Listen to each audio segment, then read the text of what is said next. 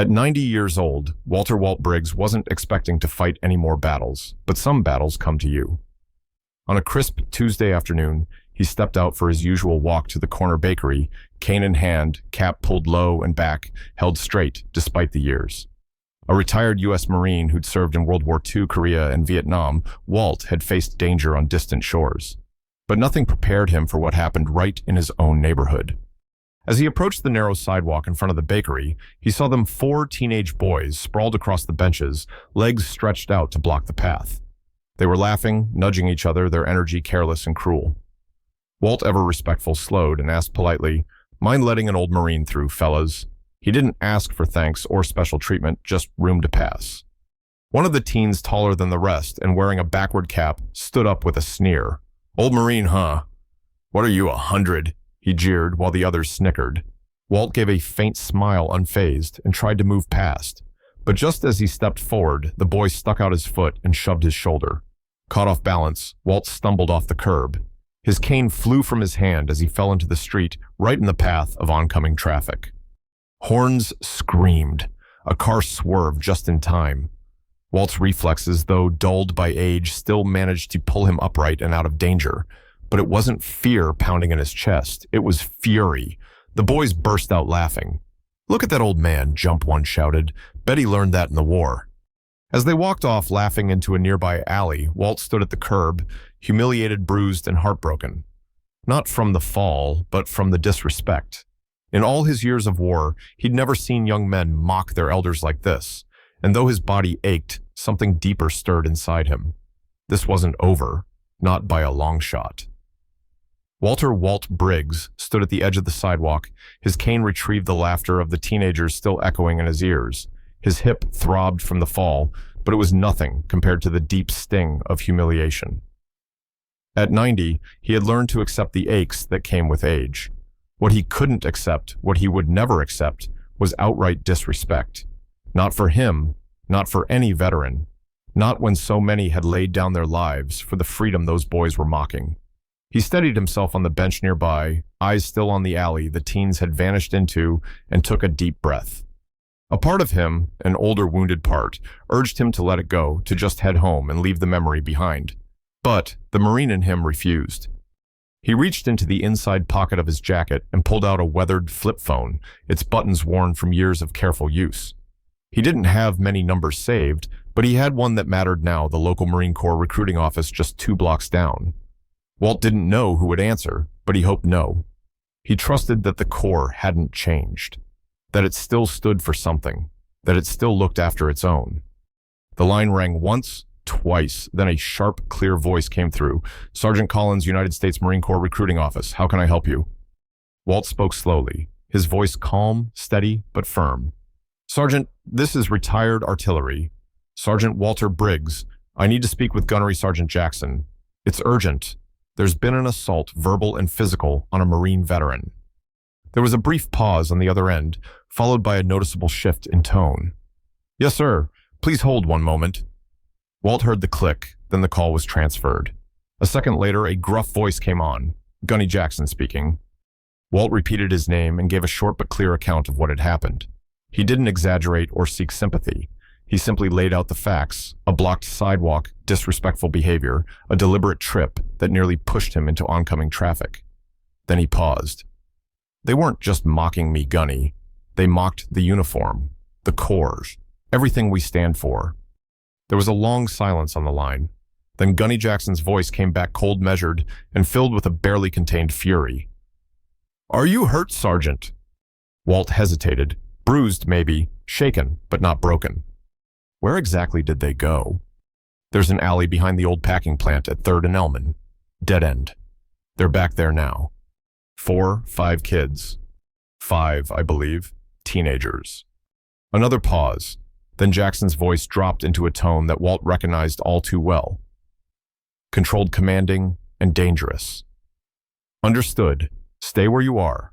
Do not engage. We'll handle it Marine Corps style." The line went dead. Walt closed the phone gently and placed it back in his jacket.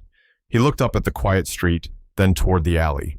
A calm settled over him, not the calm of retreat, but the quiet resolve of a man who had done his part. He wasn't looking for revenge. He wasn't out for punishment. He simply wanted those boys to understand that their actions had weight, that disrespect had consequences, and more importantly, that the Corps still stood tall even when its warriors grew old and walked with canes. For a moment, he felt the years lift off his shoulders. He adjusted his cap, sat back on the bench, and waited, not with fear, but with confidence. He didn't know exactly what would happen next, but he knew this much: the Marines were coming. It didn't take long. Less than 10 minutes after Walt Briggs ended his call, the quiet street began to stir. From the far end of the block, a line of Marines appeared, 8 in total, led by Gunnery Sergeant Jackson himself.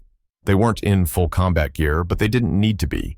Some wore their crisp Charlie uniforms, others were in utility fatigues, but every one of them moved with the same unmistakable purpose: controlled, disciplined, and unflinching. They didn't shout, didn't draw attention, they didn't have to. The air around them changed as they approached the alley with calm intensity, like a tide rising without a sound. Walt watched from his bench across the street, eyes narrowed beneath the brim of his cap.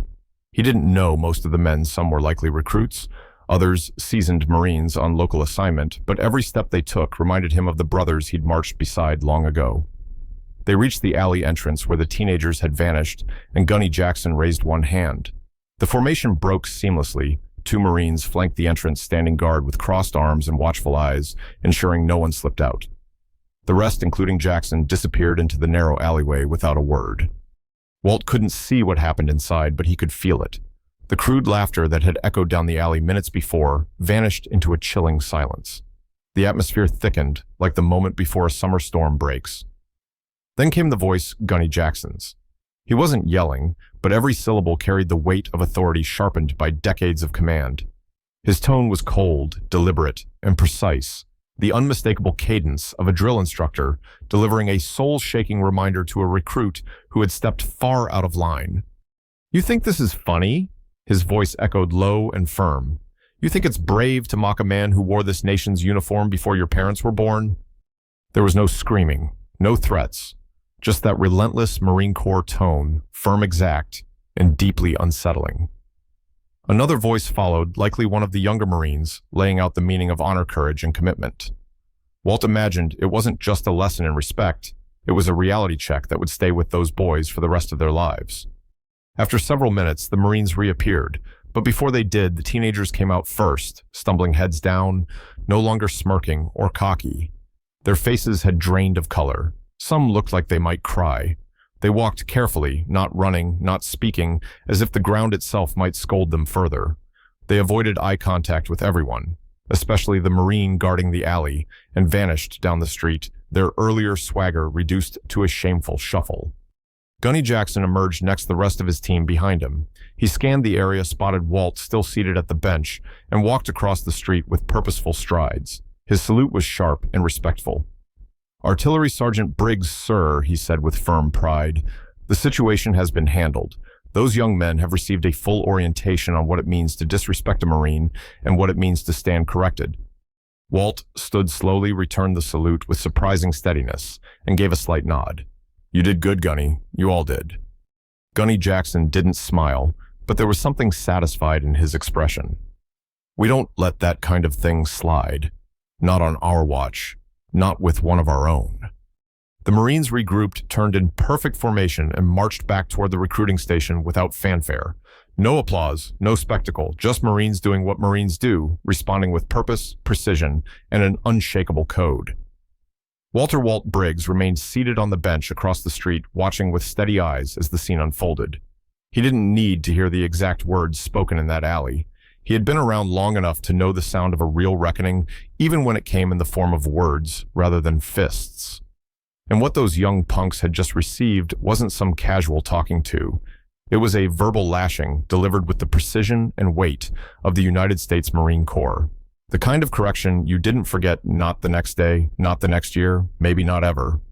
When the boys finally emerged from the alley, it was as if they'd stepped out of a different world. Gone were the smug grins, the mocking laughter, and the cocky strut. They looked like ghosts of themselves, pale, wide-eyed, and completely disoriented.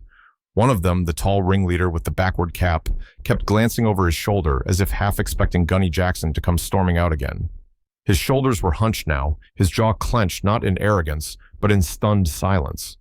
The other four trailed behind him, heads down their steps, hesitant and uneasy, like kids who had just been pulled out of a burning building and hadn't yet realized how close they'd come to something far worse.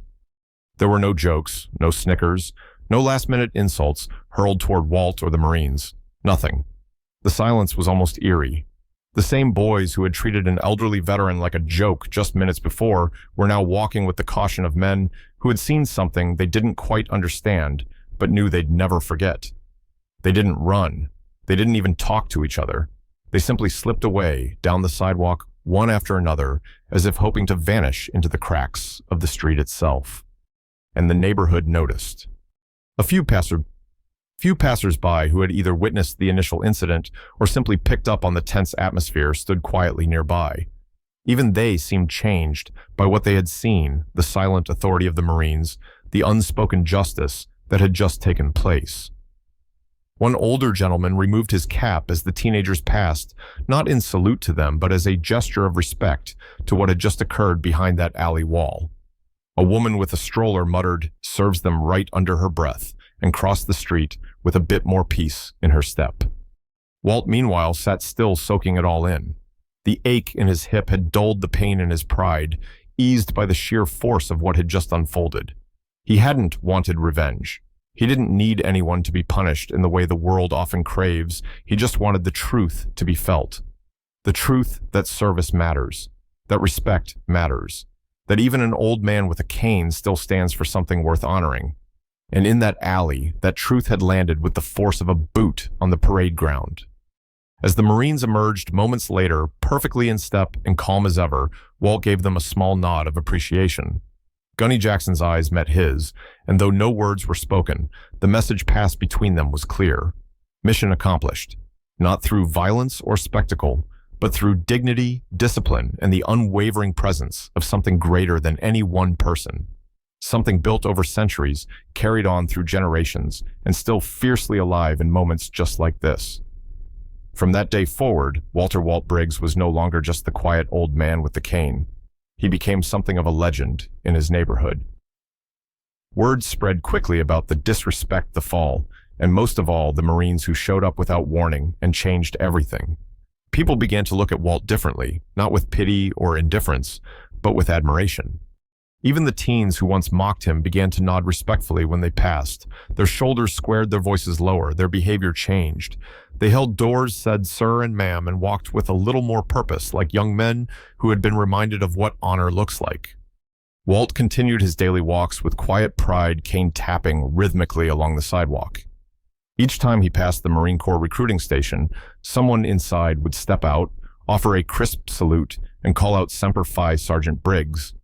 And Walt, with a slow but steady hand, would return the salute because the Marine spirit, as he knew too well, doesn't fade with time. It lives on in every act of courage, every defense of dignity, and every reminder that respect must be earned, but once earned, must also be protected. And maybe that's the lesson we all need today, that age does not erase value, and silence does not mean weakness. If this story moved you, leave a comment below. Tell us what respect means to you. And if you believe in honoring those who served, subscribe to the channel for more stories that shine a light on everyday courage, quiet strength, and the unbreakable bonds that define our nation's finest.